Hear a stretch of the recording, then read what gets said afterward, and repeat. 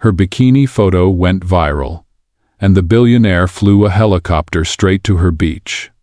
Hello everyone. Before we begin today's story, I have a small favor to ask. Please hit subscribe and turn on the notification bell so you never miss our channel's new videos. It is quick, free, and the best way to support us in bringing you more dramatic stories. Your support means the world to us.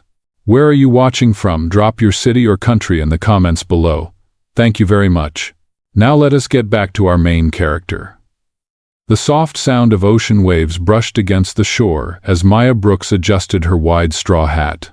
Sunlight shimmered on the turquoise water, and laughter echoed from her group of friends gathered around a beach bonfire. For the first time in months, she felt light again, free from boardrooms, cameras, and cold silences. Just a few weeks ago, Maya had been living in a penthouse suite overlooking Manhattan, married to one of the most powerful men in America, Adrian Blake, a billionaire CEO whose empire stretched across continents. Their marriage, however, was not born from love. It was born from a contract. The world saw them as a golden couple, but behind closed doors their hearts were miles apart. Adrian's life revolved around mergers and market shares, while Maya's revolved around pretending everything was perfect. The contract had clear rules: no emotions, no interference, no public drama.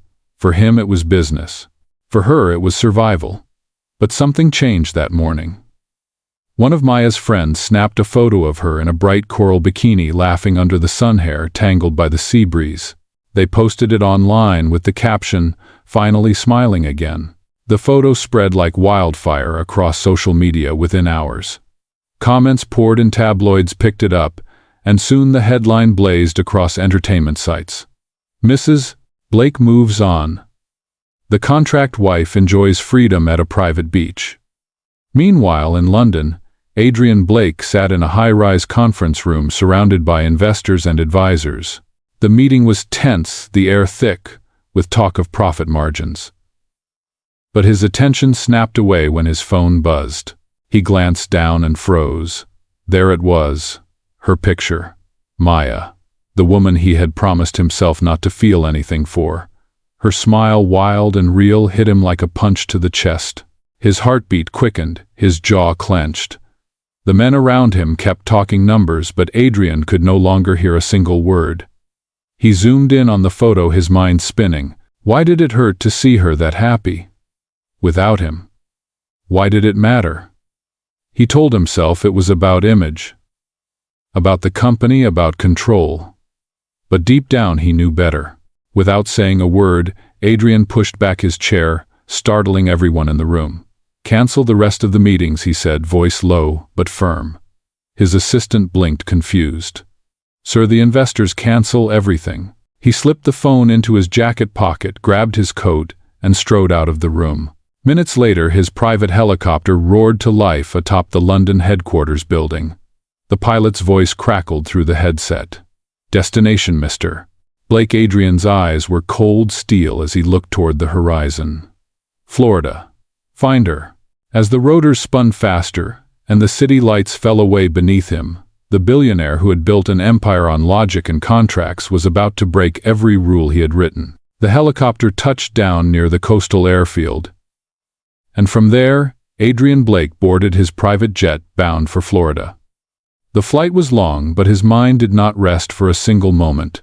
Every time he closed his eyes, he saw that image again. Maya's laughter. The sunlight on her skin, the freedom in her eyes.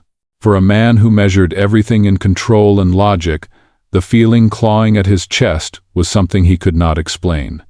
By the time his jet landed, it was close to sunset. The golden light spilled across the water as he stepped out, suit jacket slung over one shoulder, his expression unreadable.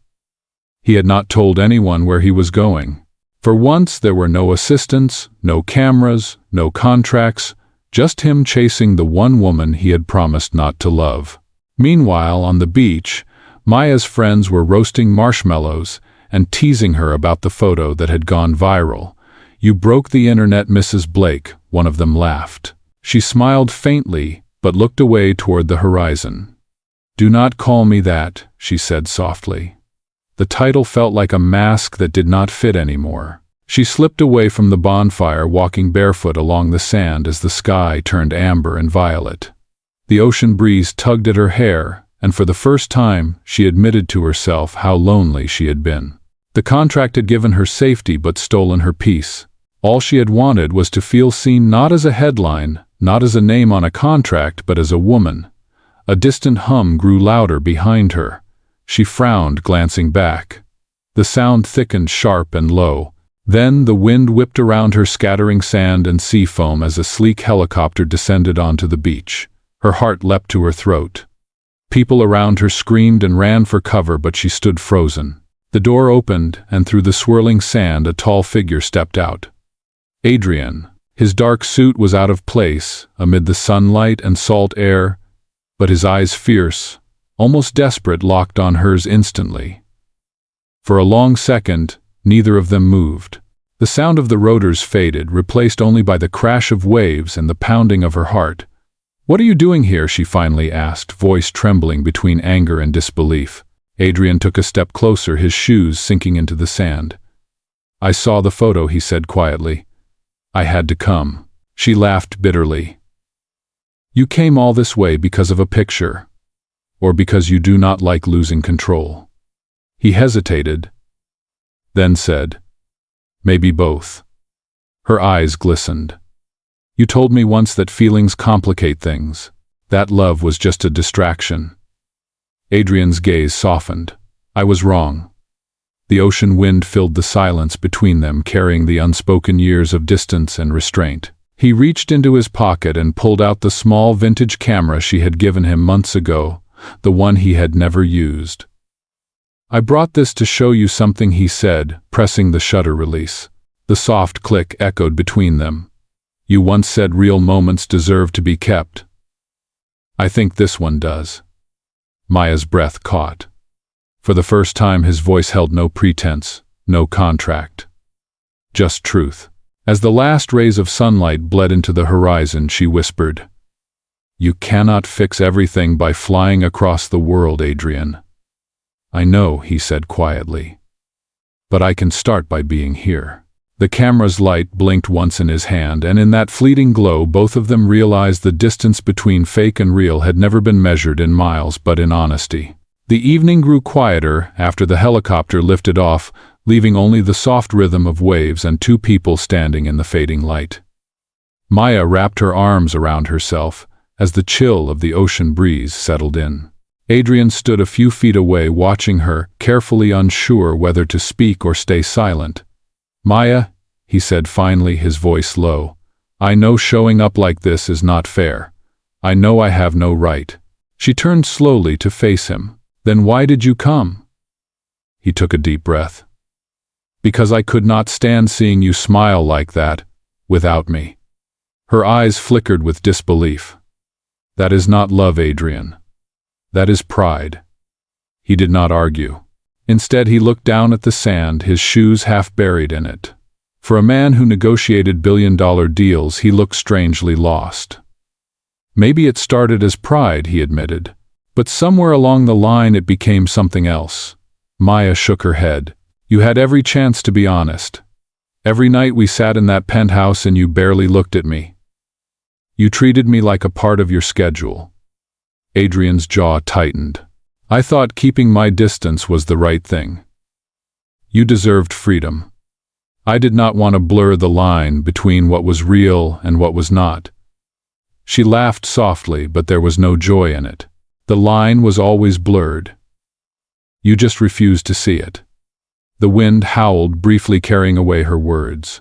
Adrian looked out at the horizon where the last light of day touched the sea. "When I saw that photo, it felt like you had already left me," he confessed.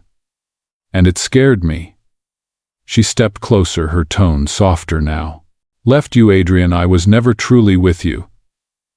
You built walls around us and called them rules. I tried to live inside them, but it was like breathing through glass." He swallowed hard, every word slicing through his composure. "Then tell me what to do?" he said quietly.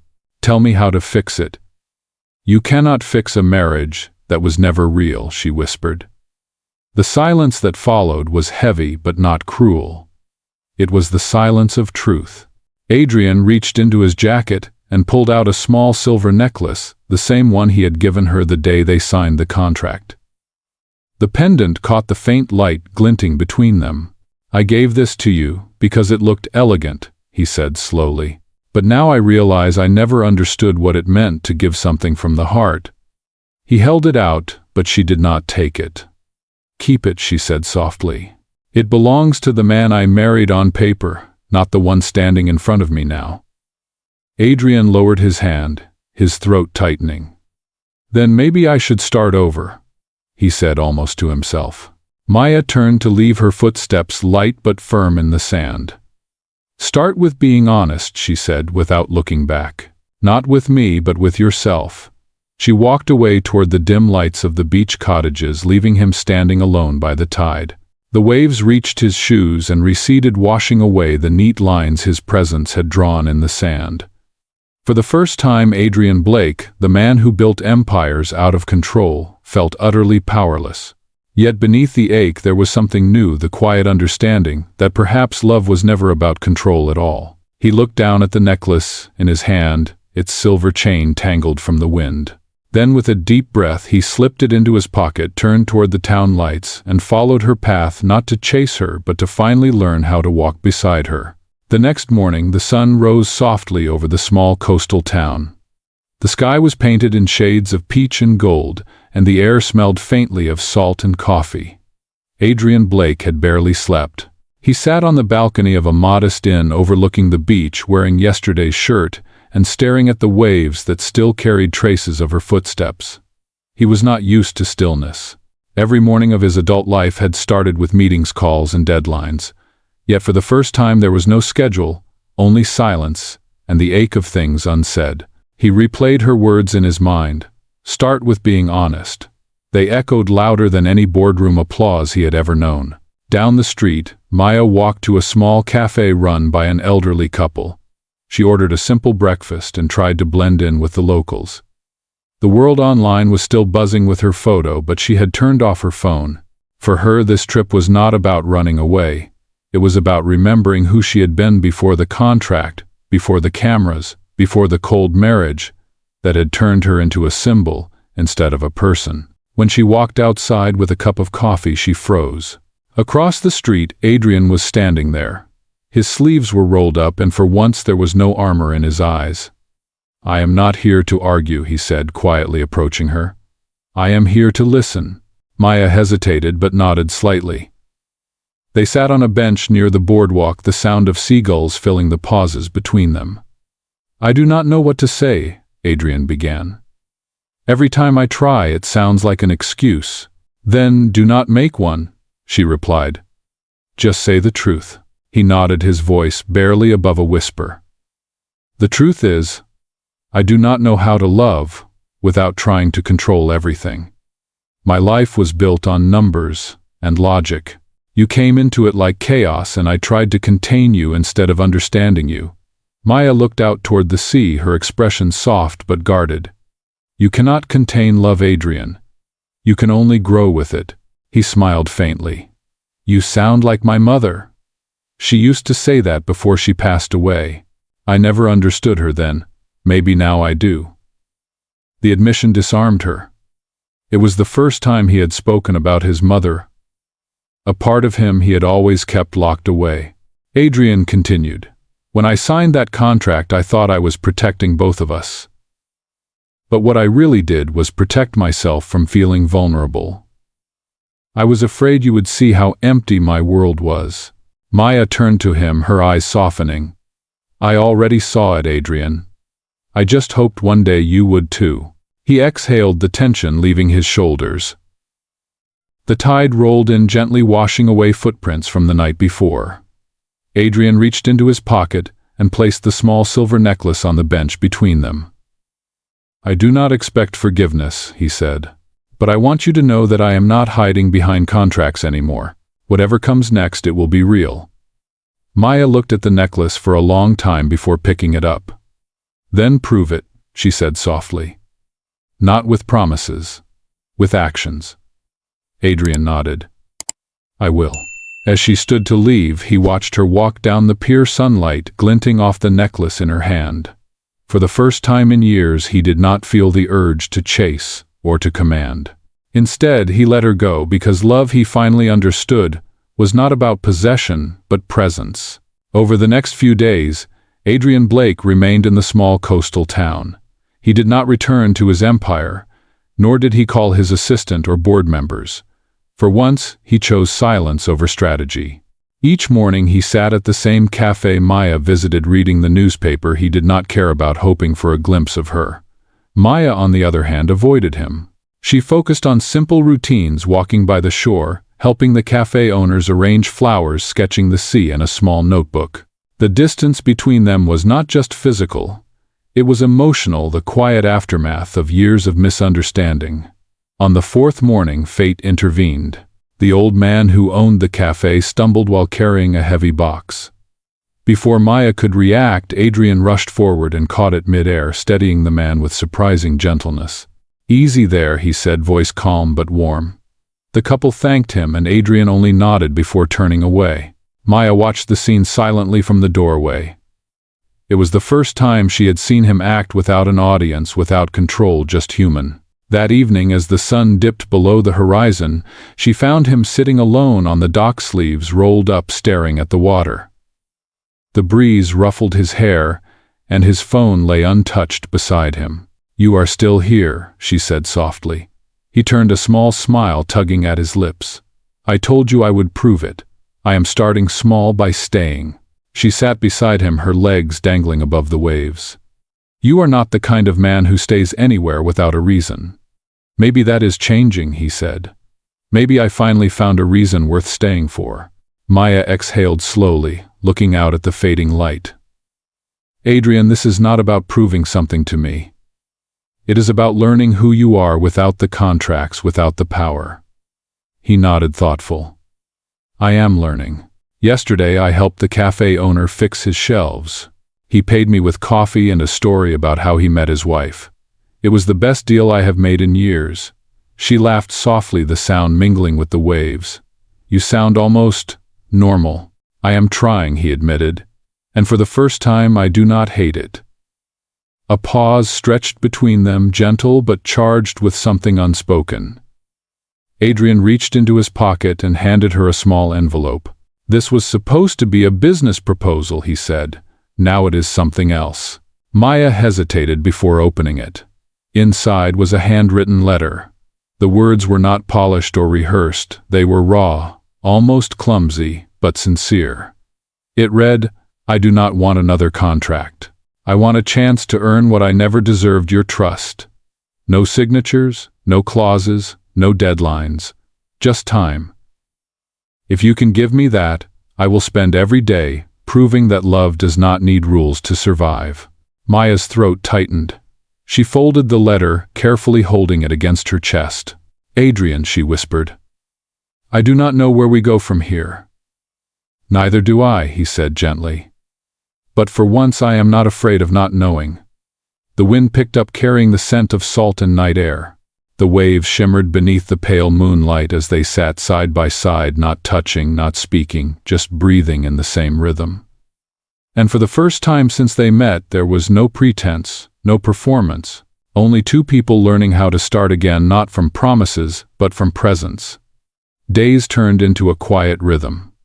The coastal town moved at its own slow pace, and for the first time in years, so did Adrian Blake. He started helping at the cafe every morning, sweeping the porch, fixing broken chairs, even learning how to make coffee the old-fashioned way.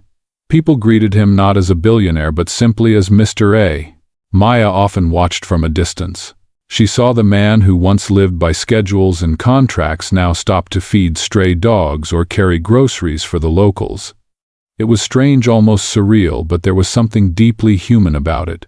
The town began to like him, not because of his wealth, but because of his willingness to show up every day quietly and humbly. One afternoon, as Maya sat sketching near the dock, Adrian approached carrying 2 paper cups of coffee. "I made this one myself," he said, handing her a cup with a shy grin. "It might taste terrible, but I tried." She took a sip and smiled. "It is actually good." His face lit up, and for the first time he laughed, not the polite kind, but real, unguarded laughter. The sound caught her off guard. She realized she had never heard it before. For a while they just sat there watching the sea. The air smelled of salt and roasted coffee beans. The silence between them was no longer heavy. It was peaceful. "Do you ever miss it?" she asked, suddenly. "The meetings, the flights, the empire." Adrian leaned back against the bench thinking. "Sometimes. But then I remember what it cost me: nights without sleep, a heart without rest. I had everything except meaning." He turned to her. "You made me see that." Maya lowered her gaze. "I did not want to change you, Adrian.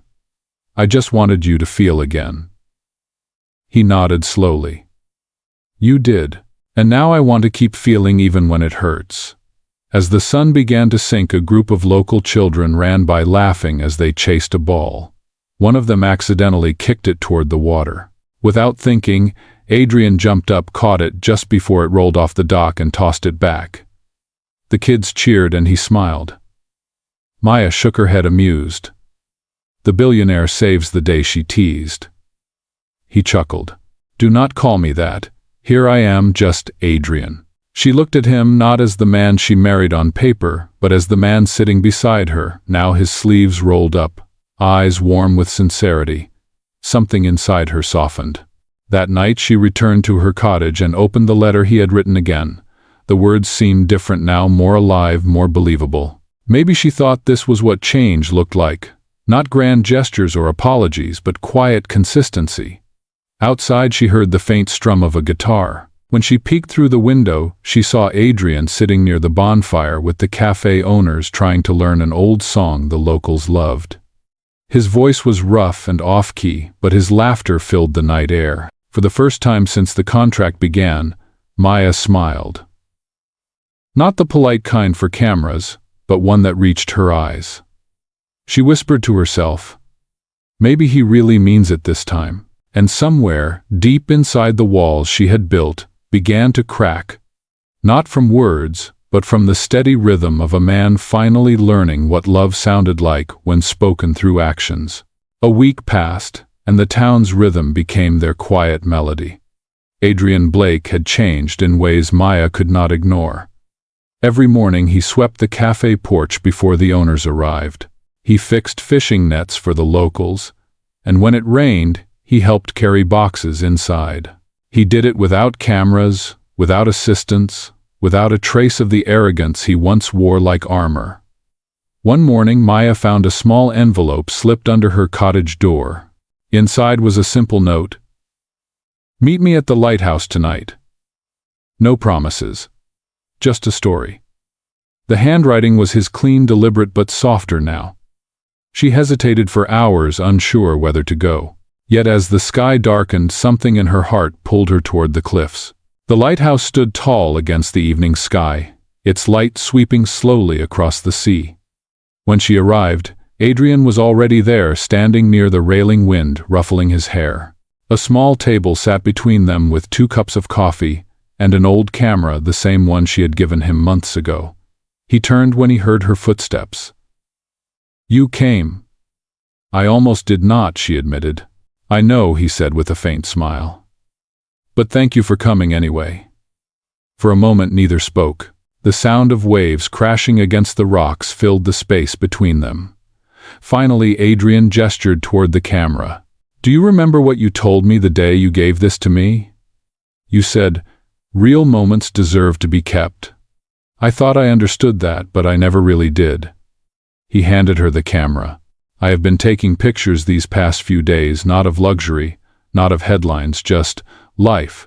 People smiling, sunsets, the old man fixing his boat, things I never stopped to see before." Maya flipped through the photos. Each frame told a story: a little girl holding an ice cream, the cafe owner laughing with his wife, the sea shimmering at dawn. They were imperfect, yet beautiful. "I want you to have them," Adrian said. "They are proof that I am finally living outside of the contract." She looked up at him. "Why show me this?" "Because you are the reason I started noticing again," he said quietly. "You saw the man behind the suit before I did." Her throat tightened. "And what do you see now?" He stepped closer, his voice steady. "Someone worth fighting for. Not as an obligation, as a choice." The lighthouse beam washed over them, painting their faces in soft gold. Maya's eyes glistened. "You cannot erase the past, Adrian." "I do not want to," he replied. "I just want to build something new on top of it, something real." The wind carried the smell of salt and rain. She hesitated, then asked, "And if I say no?" He smiled gently. "Then I will still thank you for teaching me what love actually means." They stood there, the light circling above them, the sea roaring below. Maya looked down at the camera, her fingers brushing against his for a brief moment. It was enough to remind her that even broken things could capture beauty again. As she walked away, she whispered without turning back, "Good night, Adrian." And when she was gone, he stayed under the lighthouse beam, the sound of waves echoing his own heart. For the first time, he did not feel desperate. He felt calm. Because this time, love was not about chasing someone to keep them. It was about becoming someone worthy to stay. 2 weeks passed since that night at the lighthouse. The town was quieter now, and the air felt warmer as summer slowly settled in. Adrian Blake still stayed in the same small inn by the sea. He no longer waited for Maya to appear every morning. Instead, he started living. He helped the fishermen repair their boats, donated quietly to the local school, and even hosted a free workshop for young business owners. There were no press releases, no photos, no investors, only a man rebuilding himself piece by piece. Sometimes he caught glimpses of Maya walking along the beach, sketchbook in hand. They did not talk, but she would nod slightly if their eyes met. It was a small gesture, yet it meant more than words. One afternoon, a black car pulled up outside the cafe. Adrian's old assistant stepped out holding a tablet and a folder. "Sir, the board is in chaos," the young man said anxiously. "They are ready to replace you. The shareholders want answers. You need to come back to New York immediately." Adrian listened quietly, then looked out toward the ocean. "Let them," he said finally. "I left them a company that can run without me. I cannot say the same about myself." The assistant looked puzzled. "Sir, for the first time I am doing something that actually matters. I am learning how to live, not just how to lead." He handed the tablet back. "Tell them Adrian Blake will return when he remembers what kind of man he wants to be." The assistant hesitated, then nodded, and left, still confused but somehow moved by the calm certainty in Adrian's voice. That evening, the cafe owners hosted a small gathering to thank the townsfolk for their help during the storm season. The smell of grilled seafood filled the air, lanterns swayed in the breeze, and laughter echoed across the beach. Maya arrived quietly carrying a basket of flowers. She saw Adrian helping the old man set up tables, sleeves rolled, hair messy from the wind. He looked different, grounded, real. When he noticed her, he smiled but did not move toward her. Instead, he kept working, letting her come to him if she wished. Later, as the night deepened, music drifted through the air, a slow, gentle melody from a local guitarist. Adrian was talking with the cafe owner when Maya appeared beside him holding 2 cups of tea. "You forgot to drink something," she said, handing him one. He accepted it with a soft smile. Old habits die hard. They stood together, watching the lanterns reflect on the water. The scene was peaceful, almost dreamlike. "I heard your assistant came today," Maya said quietly. "Are you going back?" Adrian shook his head. "Not yet. Maybe not for a while." "Why?" she asked. He looked at her, his expression calm. "Because the man I was before would have gone. The man I am becoming knows some things are worth staying for." Her breath caught slightly. "And what are those things?" He smiled faintly. "People. Honesty. Peace. Maybe even you." For a long moment they just stood there, letting the music and sea breeze fill the silence. Maya looked at him, really looked, and saw not the billionaire from the headlines but the man who had learned to sit with his own silence. When the first lantern drifted into the sky, she whispered, "You are not the same man I married." Adrian nodded. "Good. Because now I am finally someone who knows how to love you right." The lanterns floated higher, shimmering above them like small stars, carrying with them the quiet hope of two people learning that love does not need to be declared. It only needs to be lived. A month later, the sky over the coastal town shimmered with the soft light of early autumn. The tourists had gone home, the air smelled of rain and salt, and the cafe by the beach had become a quiet meeting place for locals. Adrian Blake was still there, no longer a visitor but part of the town's rhythm. He spent his mornings delivering fresh bread for the cafe, and his afternoons helping the schoolchildren with their small business fare. The man who once lived surrounded by numbers now lived surrounded by laughter. Yet there was still one thing missing. Not possession, but peace. One evening, as the sun dipped low, Maya walked into the cafe carrying her sketchbook. She looked around until her eyes found him behind the counter, wiping glasses and talking with the old couple. He looked relaxed, lighter than she had ever seen him. When he noticed her, he stopped mid-sentence. "Maya?" he said softly. "Hi," she replied, her voice gentle. "You look busy." He smiled. "Busy feels different when it makes sense." She handed him her sketchbook. "I drew something for the cafe. The owners said they wanted a sign." He flipped it open. Inside was a sketch of the shoreline, the lighthouse glowing in the distance. Above the waves she had written 3 words in careful cursive: "One kindness day." "It is for the town," she explained, "to remind people that one act of kindness can change a life." Adrian traced the words with his finger, his throat tightening. "That is beautiful," he said. "But it is also us, is it not?" Maya smiled faintly. "Maybe it is." They stood there quietly for a moment as the last light filtered through the windows. Then Maya said, "I am leaving tomorrow. My mother's treatment is finished, and I promised her we would spend some time together." He nodded, slowly processing her words. "I see. You should go." She hesitated. "I wanted to say goodbye properly this time." Adrian looked at her, the woman who had once been his contract, now his compass. "Goodbyes are easier when you know they are not forever," he said softly. She looked up at him, eyes shimmering. "And how do you know that?" He smiled, reaching into his pocket. He pulled out the small silver necklace she had once returned to him. The pendant gleamed faintly under the cafe lights. "I kept it," he said. "Not as a reminder of what we were, but of what I am still hoping for." Her lips parted in surprise. "Adrian." He shook his head gently. "No promises, no pressure. Just a truth that I love you not because I am supposed to, but because I cannot help it anymore." The cafe fell silent except for the sound of the waves outside. Maya looked at him for a long moment, then reached out and closed his hand around the necklace. "Then hold on to it," she whispered. "Until we meet again." He nodded, his eyes soft but steady.